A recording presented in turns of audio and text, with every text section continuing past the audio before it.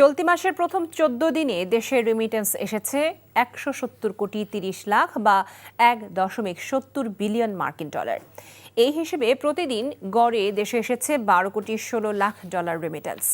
এমন তথ্য জানিয়েছে বাংলাদেশ ব্যাংক। সংস্থাটির পক্ষ থেকে বলা হয়েছে, গত বছরের একই সময়ে রেমিটেন্স এসেছিল ১০০ কোটি ৪০ লাখ ডলার, অর্থাৎ বছর ব্যবধানে রেমিটেন্স প্রবাহ বেড়েছে ৩০ লাখ ডলারের বেশি। আর ১৪ জানুয়ারি একদিনে প্রবাসীরা দেশে ১১ কোটি ৩০ লাখ ডলার পাঠিয়েছে জানিয়ে কেন্দ্রীয় ব্যাংক জানিয়েছে, চলতি অর্থ বছরের জুলাই থেকে ১৪ জানুয়ারি পর্যন্ত দেশে এসেছে ১,৭৯৬ কোটি ৯০ লাখ ডলার রেমিটেন্স। বছর ব্যবধানে যা বেড়েছে ২১.৬০%।